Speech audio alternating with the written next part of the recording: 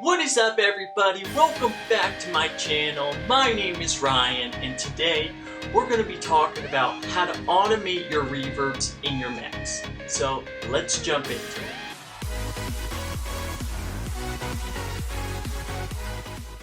Okay guys, so what we're going to do is I'm going to show you guys how to automate your reverbs in your mix.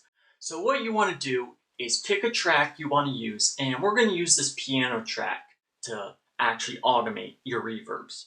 And the first thing you want to do is actually send your reverb to a bus. So I'm going to send it to bus number 10. Now that I sent my reverb to a bus, what you want to do is name that bus. So we're going to open up our mixer, but if you don't want to open up your mixer, you can also name it from right over here. Now what you want to do is actually solo your piano to find your bus. So let's play it. Now as you see, there's no signal coming through. So the first thing you want to do is actually track your piano track is come up to where you sent your bus and actually pull up this little knob so that you're actually gonna get some signal going through to your bus. So now let's take a listen to see where our bus is. Alright, we found it. So we're going to name our bus piano. P for piano, okay? Okay, now that we named our bus and we have signal going through, what we can do is now exit out of our piano mixer and we can start doing some automation. So let's jump into that. Okay guys, so now that we have signal going through to our bus and we sent it all the way through, what we can do now is actually pick the reverb we want to use for this track. So what we're going to do is we're actually going to just use Space Designer. Now Space Designer is a stock plugin that comes with Logic and it sounds incredible. It's one of my favorite reverbs. So we're going to pick a preset, and I think the preset we're going to use is called, we're going to use a hall, and let's use Bought a Church. This is one of my favorite presets of all time inside a Space Designer. Try it out, it sounds amazing. Okay guys, so now I'm going to show you guys how to use the automation. So pretty much here we have our piano track, which we're going to automate. So what we're going to do first is open up our automation. So to do that, what you want to do is come up here to where it has the automation symbol. And then what we're going to do is there's an arrow right on the track you want to automate.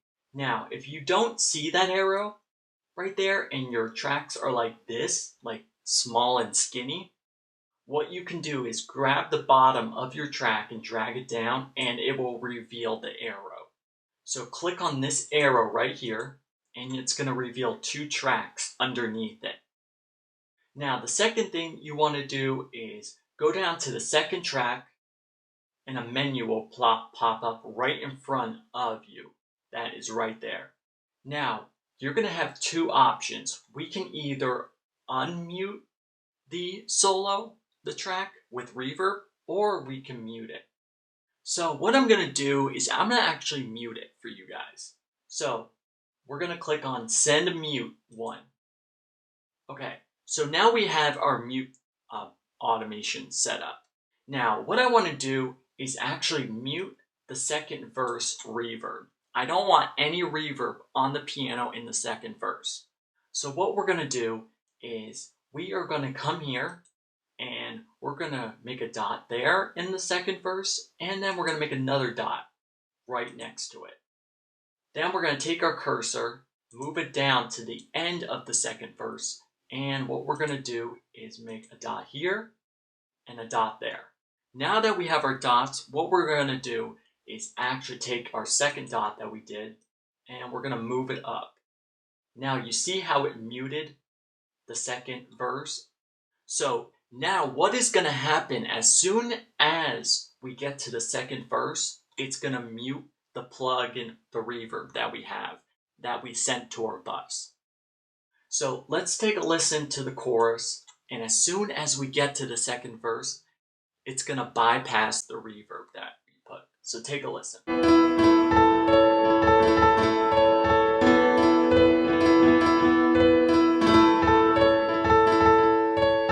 You hear that? As soon as it got to that second verse, that plug-in reverb just bypassed, turned off, and this is how you create dynamics. If you guys want to keep people interested in your mixes and have different effects throughout your mix, try this. It really helps.